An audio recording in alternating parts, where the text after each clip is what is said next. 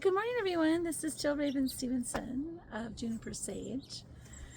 And this week we're going to be talking about, I was just thinking about before I even started this, the recording button. I was like, there's the experiencing, there's the knowing of things, and then there's the experiencing of your knowing. And I was like, that's kind of profound. So there's the experiencing of things, or there's the knowing of things, and then there's the experience of your knowing.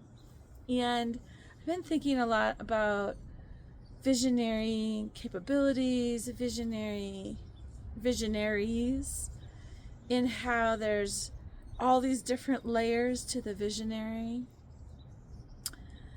And one of the layers is the receiver, to receive the vision, to receive, whether that's coming from a greater source, a well within you, whether it's coming from your own projection out into the future, whether it's of a potential or a desire, whether that's born out of a need that, something in your community, something's needed in your community or needed in your life.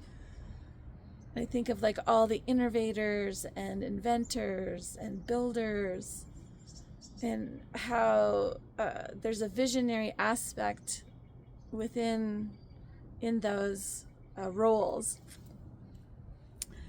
And then I was thinking about how visions can help us move through an uncomfortable place into something that's better, right? Like we can have visions of a better life, in a sense, and that those visions help us move forward. And in the visionary piece, there's a surrender into helping us. I'm kind of like drifting over here. I don't mean to not be like talking to you guys directly. I think I'm like, I started the press button. I was like, oh, I need to talk about this first. Or share what I was thinking this morning about visionaries. And, they're so needed right now as life changes and moves and is affecting us, and to help us not become victims of what is transpiring in our life at any point in time, whether it's a global or national thing we're experiencing, or a local thing, or a family thing, is that we're not victims of that. And so then we need to move into this place of receiving vision. And I think about one of the gifts that one of the elders I worked with years ago, Maria Yasabura, taught me around visionary, like vision quests. Sorry. And, that's a language that, belongs to the First Nation people. And it's so gracious that they share that with us, right? Like they share that idea, that knowing, that when we allow ourselves to open up to receive, a greater vision for our stages of life, for what's next for us, for our tribe, for our community, for our family, whatever it is that we're feeling, is ready for a vision, ready to move us forward in our life. And I was thinking about when I was a little girl, I had visions of my life, and it helped me move through uncomfortable times in my childhood, and how that in itself was a gift. The vision of itself was a gift. And then for me to kind of watch it actually unfold. So the vision was giving me there's something better waiting for me. Or something that would fill me up, or something that will carry me forward, right? And help my knowing be experienced. There we go, we're coming full circle. So I think this week there's a lot of energy around visioning. And I know for me, when I'm getting prepared to receive a greater vision, I have to clean my house. I got to clean my studio. I have to organize my energy. I have to reflect. I have to release. So I think that this full moon in Capricorn was this huge clearing, at least for me, to receive a vision, which I feel is coming in more towards our new moon, crescent moon, waxing stages. That's what I'm sensing. So what I felt to kind of talk about today in our time together is I just spent 3 days on a backpacking trip that had a mission attached to it. We had to bring food to some through packers. And I found an aspect of myself on the trail as I was carrying this food that put me in this place of newness, right? Like a new part of myself, a new set of needs, a new completing energy. And then it took me to this art of receiving. While I was on the trail, I I can have some struggle when I get above a certain elevation. And in the past, I would pressure myself to keep up or, succeed in some way. We're having some droppings here. And it was always external, like to get external gratification, external input. And it was a time where I had to release the external and move internally. And in the internal, I received so much support from like hearing my body say, just stop and let everything catch up. Okay, now let's go again, right? Where my egoic structure wanted me to keep going instead of stopping. Or I was traveling with another person, and that person needed something different to get up the mountain. and recognizing like we're still traveling together, but do it your way. So there's so much that came out of 3 days up in the high Sierras. So I'm very grateful. So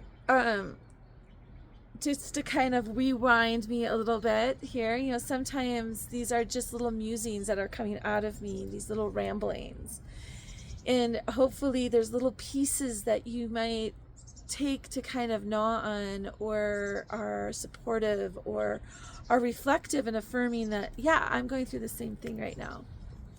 So I always think these teachings can be in time, right? Like what's happening in the moment around us with all of the changes and movement in so many different places of our life. So it made me think of, so I'm going to circle back again. So I had to open up to receive that support, to let go of externally needing something, whether it's validation or to prove myself or whatever my ego thought that it needed. And it helped me go into, oh my God, I would walk and I would stop and I would be like, oh my God, look at how beautiful it is, right? So the beauty was helping me up the mountain. I would stop and say, I was just there and now I'm here. So the ability to reflect was helping me up the mountain. And then some interesting symbology came in around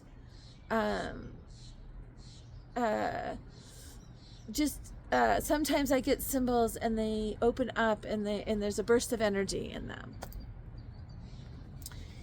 And it also helps me reflect, like, what is this symbolizing in my life, right? So symbols can be such a diverse tool. And I was thinking about the receiving and how, for me, the art of receiving does require me to let go. It does require me to be vulnerable. It does require me to trust and have faith. It does require me to honor my gift of discernment of where am I receiving from. So even on my journey up the mountain, in this beautiful person I was traveling with was wanting to give me something. And in my discernment, I knew it had to come from within me, right? So how do we communicate that? Especially when you're surprised by that. I was like, wow, I'm very surprised. Because I was in a process of really experiencing my knowing, which is I have so much resources within me, right? And that the validation is most powerful when it comes from within me. So it was just really a beautiful gift I was given over these 3 days, and I feel very, very grateful for every step I took up this mountain. And I can tell there's a lot more that might come through in these little moments with you here on my channel to share with and muse upon and wonder about.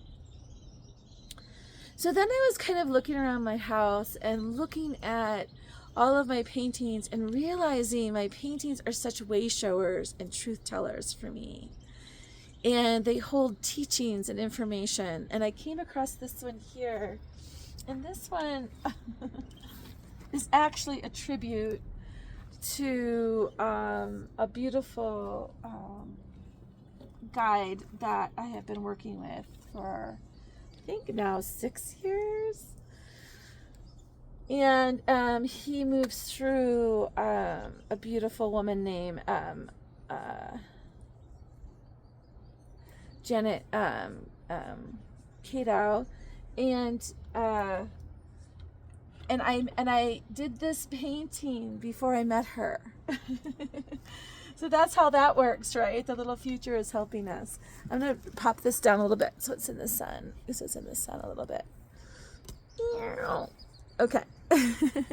Maybe back up. Okay. I'm gonna sit down too so you can see me. I am definitely not a filmmaker. Okay, I guess that will be fun to see my progression as I learn to do all of this. And this came to me, like I said, before I met her, and it has been such a guidepost for me. When I look at it or sit with it, it really does help me understand the art of receiving. And it's such a power that we have to, see, I'm moving things around.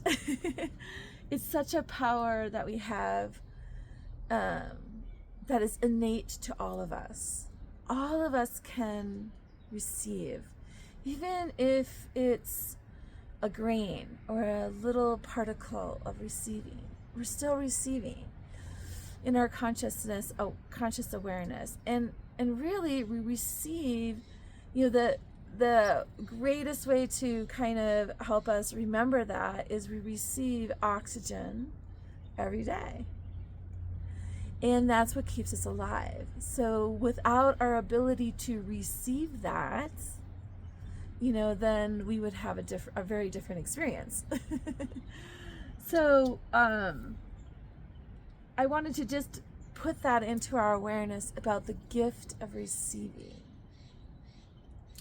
And there's many different places we can receive from. So this particular painting shows us that we're receiving from our own psychic awareness, right? So we're in the blue light in the throat, and we're receiving this beautiful light. And this beautiful light comes to us through a request. So all of our receiving is from a request, whether it's a subtle request or an unconscious request even, or a subconscious request, though not as often, or a very loud, big request, right? Excuse me. Very joyful request or a healing request. So the request is such the gatekeeper to our ability to receive. It opens the door, right? So that's kind of an interesting experience. So I thought we'd just have a little mini moment about honoring the art of receiving through just placing our hands on our hearts for a minute and just breathing and first taking in that oxygen, receiving that oxygen. And so as we breathe in, we're receiving that oxygen. And our lungs do this magical thing where it transforms it into what we need, right? What our blood cells need. So, and even in that exchange, there's a balance. So as we're receiving the air, the oxygen in, and it's settling into our lungs, and our lungs have this beautiful function of moving it into our bloodstream. There's this exchange. There's this balance where it releases the CO2. And then that comes out of our exhale. And then that provides what the trees need, what the plants need, right? There's this beautiful exchange that happens through osmosis, right? This process of transformation. So it's the same with us receiving from spirit. We can receive energy or from our environment or from another human being receiving love. And we have this ability to transform it into what we need, right?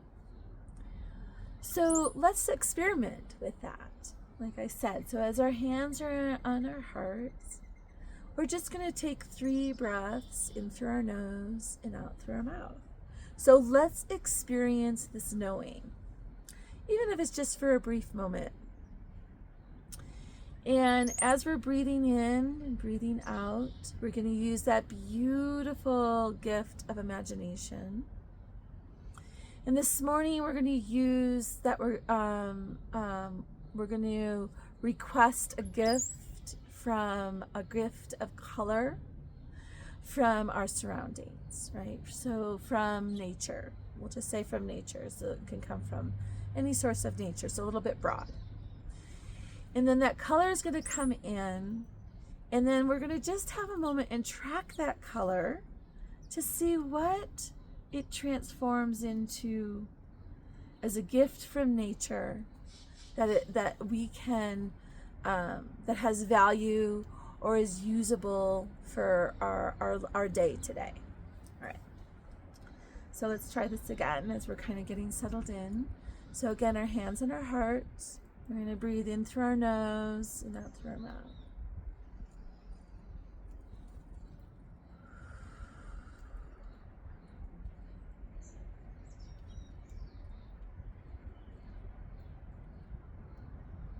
And just kind of settle in and feel the gravity take hold of our bones, what we're sitting on, and help us just relax a little bit more as we're breathing in and out.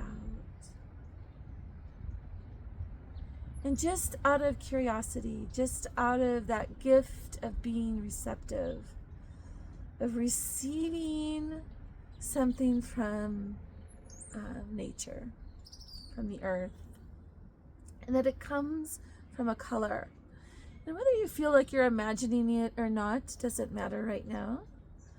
So for me, I feel this very beautiful light silver energy coming towards me.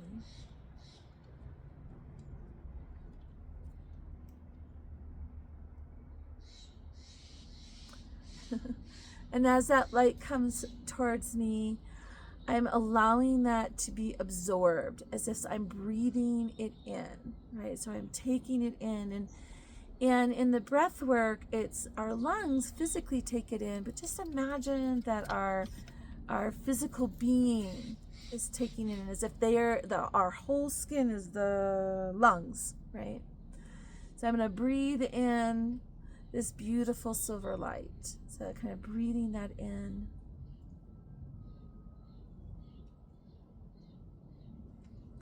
And then becoming curious of what part of my body opens to receive more of that. So for me, it's down in my womb, right? All of a sudden, my sacral wants to open up to receive this silver light.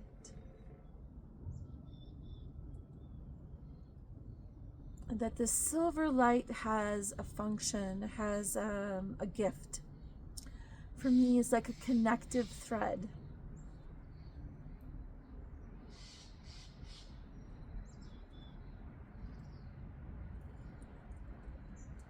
So it brings the gift of connection.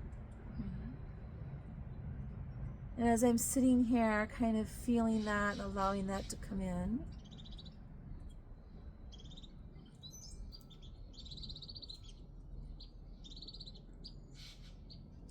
and I just hear it's a connection to the unconditional love that's all around me, right? That's available to me. So it's a silver light. It's coming in from nature as a thread of connection that connects me to this greater source of unconditional love.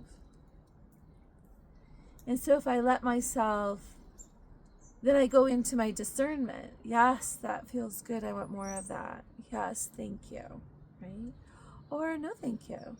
Right? So we are in our own autonomy when we're receiving from any source point, right? So it empowers our receiver.